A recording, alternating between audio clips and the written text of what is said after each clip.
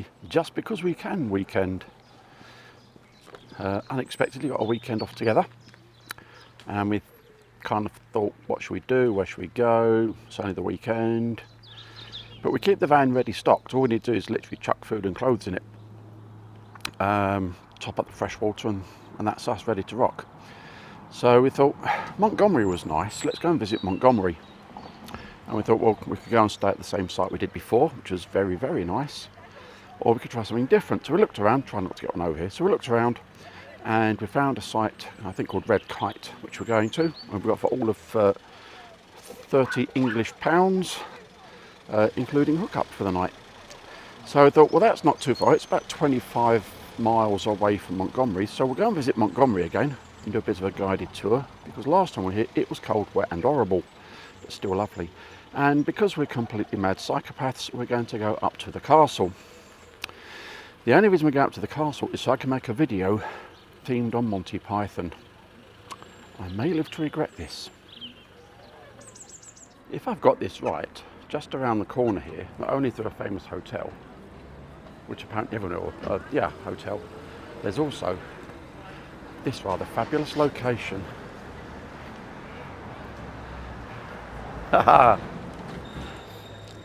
Which has an honesty box for its cakes. And last time we were here, we partook of cakes, and we're going to partake of cakes again today as well.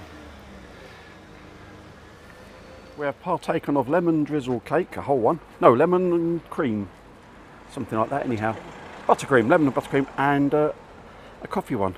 And you put your coinage in there and your notes in there, and the world's a wonderful place.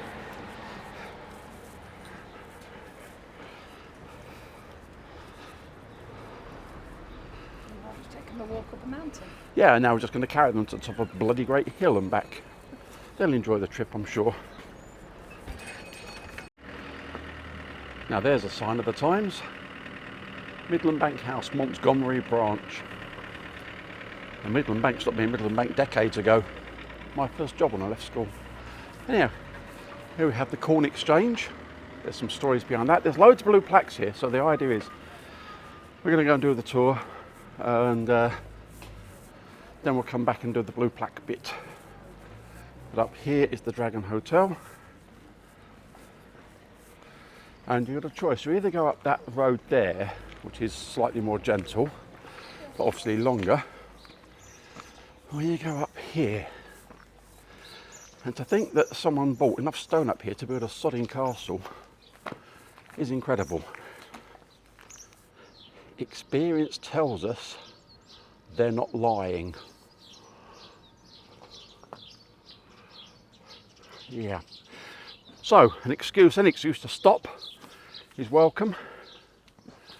The Well Garden and Conduit Monument features on a map of 1610.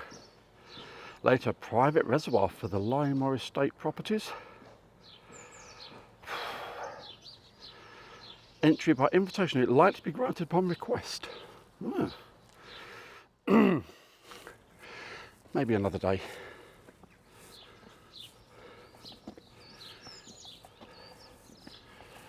Must be hot. The cardigan's coming off. Right, another fantastic excuse to stop as I come across us. First county jail built in about 1740. Now a toast of 3 dwellings. Once the county jail for Montgomery Shire. Held in custody 1803 with the following: debtors 3, felons 10, lunatics 3. It's fabulous. Plus us two walking up this sodding hill. Last time we came here, which was early this year, we stayed walking up the road because the path is a little bit precipitous if you don't look down to what is now my right. However, it is quite well kept, and it's very much nicer and very much prettier, so you try not to fall down, than the roadway. You're doing well, my dear. Sab does not like precipitation or precipitousness. Whoops. Anyhow, it's a lovely path, assuming you survive it. Right, after 15 minutes of getting our breath back, actually it wasn't that bad. we're going to tunnel here, which I guess don't be everyone filled with water, but it's certainly a big enough trench to annoy your attempts at trying to get into the castle, because you've got here and then you've got that to deal with. Most people are throwing things at you, trying to shoot pointy efforts things. I expect this bridge was added afterwards. See, I'm good at history, me.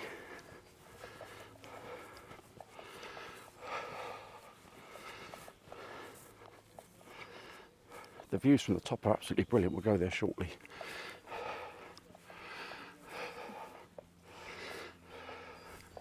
Should we walk around the pretty outer bit? Or yeah, we'll do that.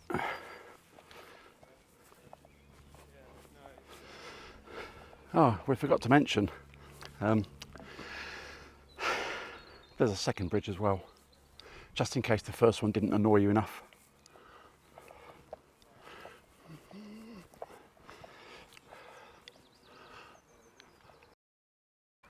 Bright sunlight behind me. At least my eyes aren't screwed up. I'm rather hoping we can find a Python fan here, or possibly several. And indeed, the only reason I've come all the way up here is to do the Arthur, King and your Kniggets scene, which I suppose is as good as any for climbing up a stunning great castle mound. Let's see if we can find a Python fan. If not, we'll have to do it ourselves. Sal's just stopped to graze on some wild plants and such like. It's amazing how much you can eat that's in hedgerows and people don't know about, and they just all assume everything's poisonous and going to kill them because it doesn't come in a tin or a plastic packet. But there's a load of stuff up here that's quite edible right now, and it's the right time of year for eating it because it's still young and fresh. So Sal's like, you know, they're currently eating the ramparts. Ah, an informative plaque. Let's go have a look. The informative plaque.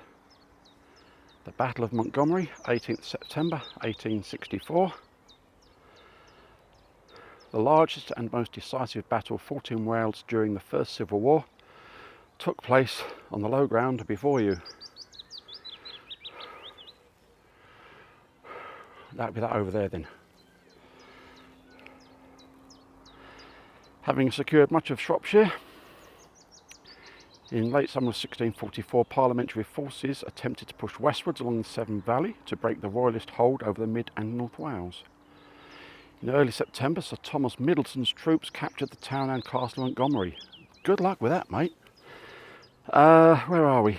The gateway to Mid Wales, and began reinforcing them against possible counter-attack. Indeed, within a week, royalist troops were besieging Montgomery and both sides sought reinforcements. By mid-September, the royalists had over 4,000 men under Lord Byron besieging Montgomery, but on the 17th of September, a relieving army of around 3,000 parliamentarians under Sir John Meldrum approached from the north. In response, Byron drew most of his men and deployed them on the hillside northwest, and the armies remained positioned overnight. On the 18th of September, Byron moved down and engaged the parliamentarians. The battle took place on the low flat land south of the River Camlad. The royalist attack was initially successful, but parliamentarians regrouped, counter-attacked, and were able first to put the royalist cavalry to flight and then break the infantry. Oh dear. The battle lasted barely an hour but proved decisive. The royalists lost 500 men dead and 1,500 captured, as well as large quantity of arms and ammunition. The parliamentarians, secure now Montgomery and the upper Severn Valley, had established a firm foothold in Wales, a strong base for operations against royalist Mid and North Wales. There you go. Now you know. Good luck. We've walked to there on the edges, admired the sheer effort that it would take to do this, and now we're going to walk across the bridge, or the second bridge it must be said. And there's an informative plaque here as well about the key to the kingdom, which tells us that it's directly in front of us. Is the valley of the River Camlad and England. Oh, 1 mile to your left is, I'm going to go Rid Chimwa or Montgomery Ford, vital crossing. Yeah, there we go.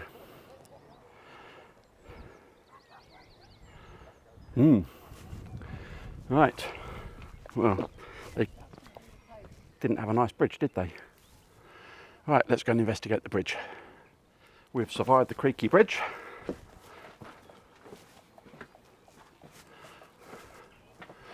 Another barred entrance there they could slot stuff into to really upset people that have got this far.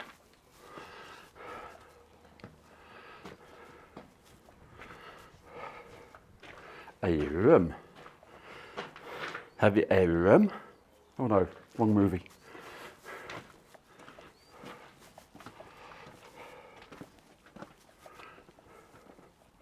Though there clearly were some rooms.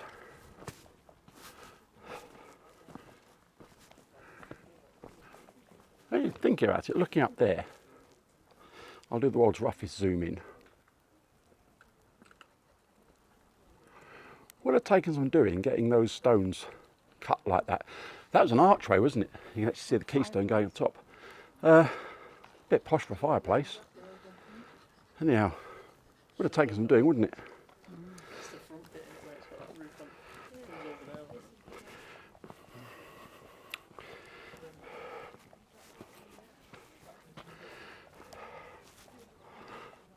Ah, yes, I remember this.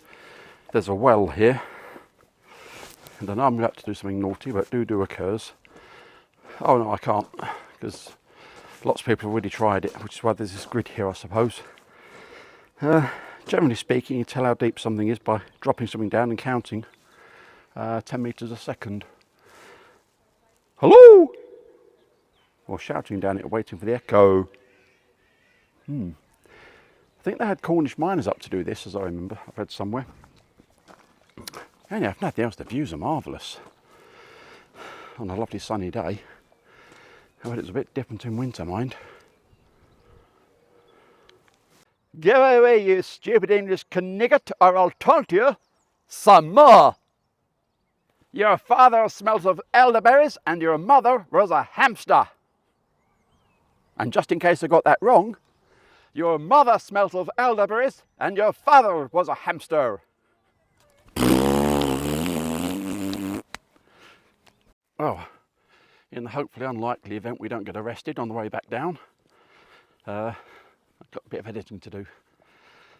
And no matter how famous something is, you get up there and the mic goes on and you think, I can't remember the words. So there's going to be loads of comments saying, you got it wrong, that's from Python, got it wrong, don't care, you come and do it. As you'll have heard earlier on, we'll talk about the castle. This place is incredibly historic. And most buildings have got some kind of plaque on, so I'm not going to do them all. But I'll get some stills of some of them for you. And we'll start with this one over here.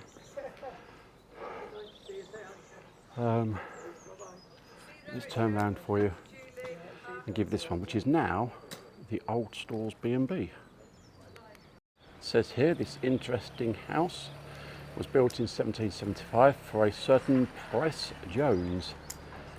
By its unusual arrangement of windows and floor levels, he not only created an imposing facade, he also effectively raised his home above the groundwater that still flows from the hillside.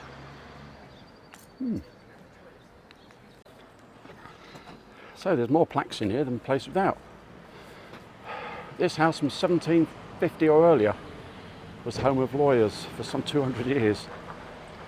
Law offices next door built later in the same century. And both incorporate much older parts before the Georgian remodelling took place. Very nice thingy up on the wall there, because I know all the technical terms, obviously it's a very nice thingy.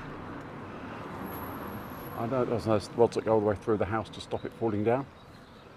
Anyhow, down here, even further, we get more thingies. This might be a bit strange, but I want to show you a petrol station down here. It's a really unusual one. And I'm going to ask them if they don't mind me doing a bit about it. Because I'm truly sad and I want to tell you about a petrol station. But I've lost Sal. She's either gone into one of the craft shops or the library, which is open. Or, of course, there's a bookshop. She may be gone some time. I do hope these people don't mind, but I've got to video this. The old petrol pump that swings out over the pavement to fuel the car whilst it's on the road. Absolutely fantastic thing. I mean, the sight glass isn't in use anymore, but as a concept, look at that, and they serve you. How cool does that get? And around the other side is the diesel one. I tell you what, I mean, that's how it used to be, but I've not seen anything like that anywhere else. I do love the shop. I'm going to go back to try not to get one over. Ironmonger and cycles. Wow, absolutely brilliant shop. We've come inside, we're trying to find a funnel, believe it or not, and this shop is an absolute treasure trove. Labelled itself as a gift shop, and I should say so. Ah, the land of the quirky. No funnel yet. Now, if you wanted to buy a terrarium glass, where the hell would you go? But you've got a choice of two here. In fact, more if you count these. Church window in the shape of a mirror, mate. No problem, got one of those.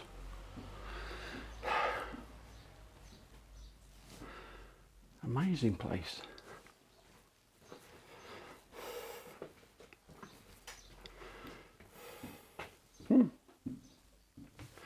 We may have to ask for a funnel.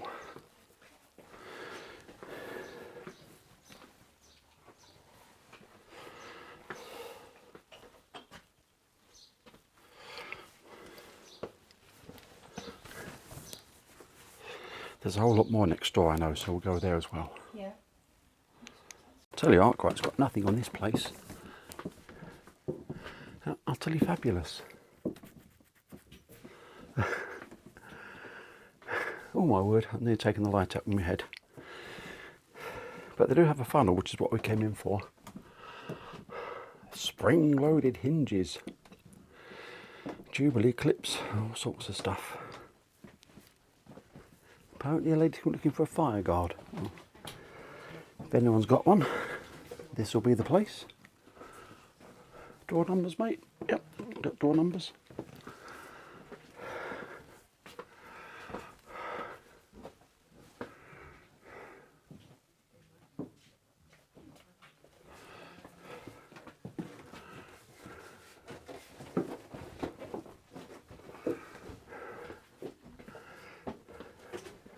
More paint than most DIY shops. Oh, and they'll mix some for you as well if you ask. And then down here, oh, I like that. Proper creosote.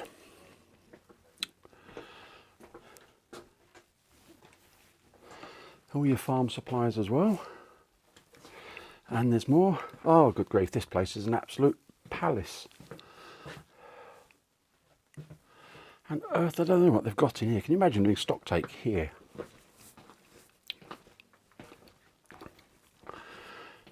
A truly beautiful building. Ah. Right, let's go find the good lady.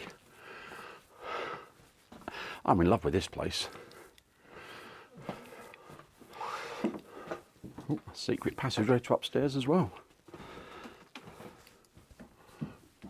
I love the handle.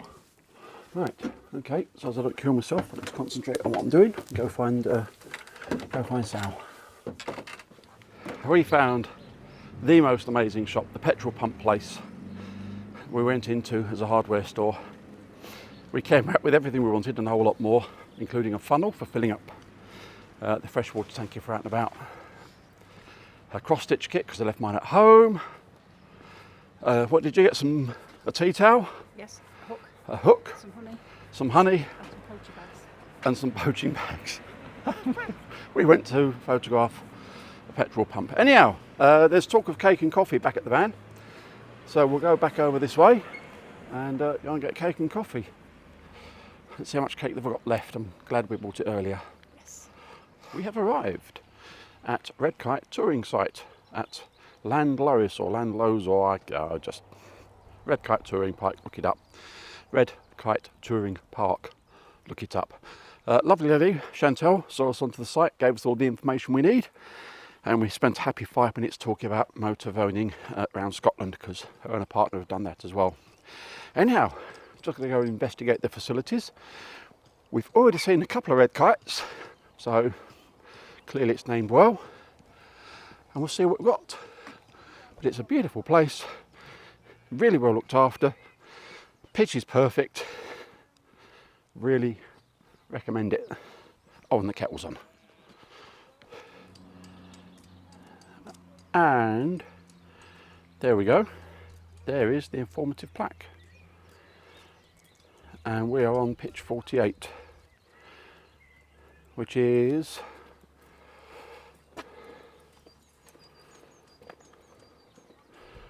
just there, so overlooking the lake.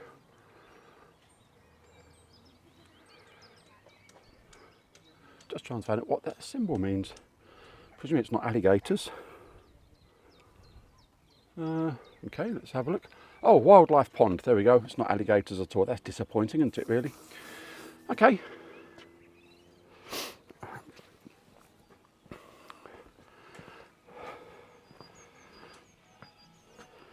I have just been in to make sure nobody else is in here. But the facilities are somewhat impressive, other than the ugly bloke at the back there. Look at this for a shower room. Complete wet room floor. Look at that. That's gorgeous. Oops. So I'll keep on talking so that we don't get done by the music police on good old YouTube. Got a couple of very nice toilets in here and some very, very nice showers. Each of them mega spacious. Oh yeah, that's really nice. I like that lots.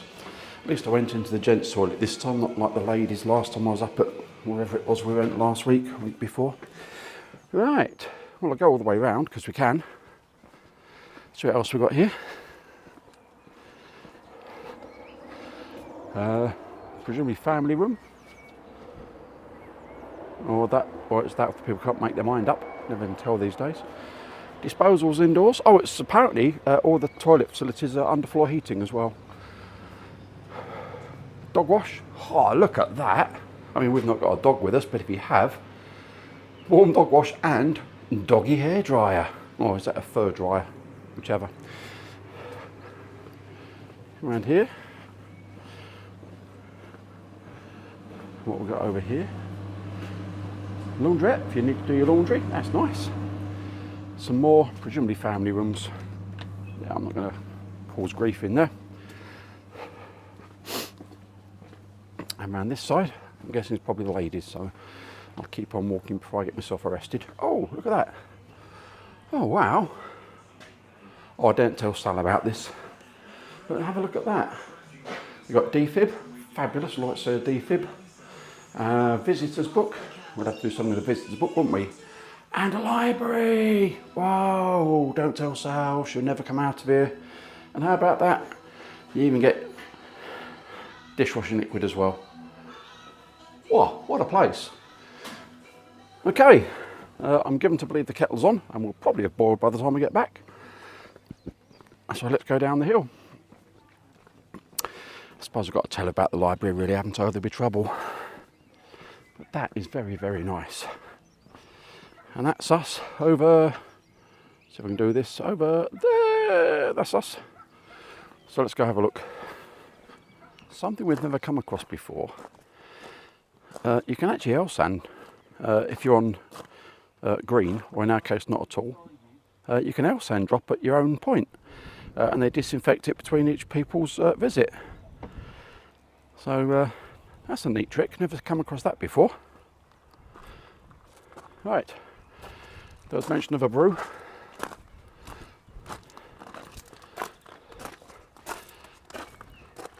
That's the view out the front. There's a couple of fishing lakes, and we're told that some of the birds like to come down and perch on the fence posts in front of us.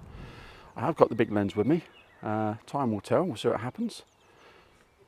But a fabulous spot. Really good end to the day. Good morning. And what a glorious one it is too. fabulous night, nice and peaceful. We don't need to be off till 11. It is currently 9:30, so we're going to take a wander down to the fishing lake, have a perambulate in the morning and set ourselves off because we know the M54 is shut and we need to use the M54 to get home. Right. Oh, we've seen kites, but in fact there's one over there. But as soon as they see a camera lens, they bugger off. Well trained, these kites. And that is where we're going to go. They've even got a doggy swimming pool here, which I guess is the one nearest us. And a full dog wash with doggy hairdryer, as mentioned the other day. So that's where we're going to go. It doesn't look too strenuous. Ask me when I get back. Well, if fishing's your thing, then you can fish. We've got 2 lakes here for fishing.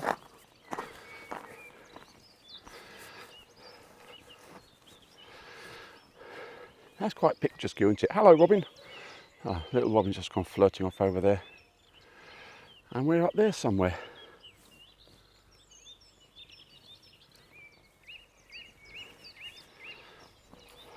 Because they know what people want on the site.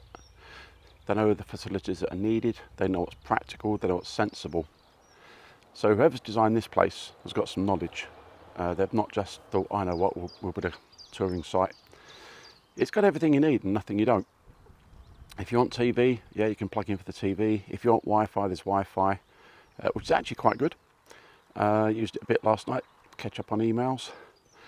This is a nice levelish pitch. If you really want to be perfect, you can put some levelling ramps out. We don't bother unless it's like fall out of bed angles. Low level lighting, so it's not brilliantly light at night. Electric right next to you. Water point right next to you, and grey water disposal point right next to you, and a drive over point for people like us that haven't got a pipe. We've just got a drop facility at the bottom.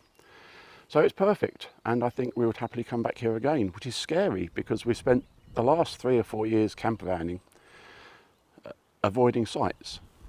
And now I'm turning into a, this is really nice, I can see why people do it person. So other than the cost, and it wasn't bad, it was 33 quid. Which, you know, adds up to 180 odd quid a week. I can get it. That, and we like to explore a load of places. So you tend to sort of like here, there and back again. But I get it now. Maybe I'm getting old. Who cares?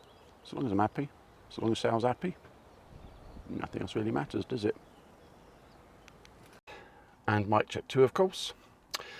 Lovely safe journey home. M54 was shut the opposite way. So I had a real nice, easy, clear run, slight hold up somewhere, can't remember where, a couple of minutes. But that's it. So thank you to Pam the van. Thank you to the people at Red Kite. Really, really nice. It feels like we've been away longer than the 24 hours we've actually been. Would we go there again? Yeah, we would. Recommend it to you? Yeah. It's an adults only site, so if that suits you and you want peace and quiet, and you don't want razzmatazz and discos and all the other waffle that goes on with it, yeah, absolutely right, I'd recommend it. Bacon Butty is calling. Work tomorrow, got to go play with some big 6-7 ton fork trucks, that would be fun. And sadly that's it for the next 4 or 5 weeks. The W word is getting in the way. Horrible. Thanks for watching. Usual palaver, you know, like, subscribe, all that was. We don't do it. We do this for fun. If you like it and you've enjoyed it, great. If you're still here, thank you very much. But we use it as our record of what we've done, and to look back in years to come. And in all fairness, we use YouTube as an offline backup. And if anyone else likes our videos, great. And if you don't, well, do you know what? There's other channels. Peace out and all that stuff. And we'll see you in, I don't know, 5-6 weeks' time. Bye!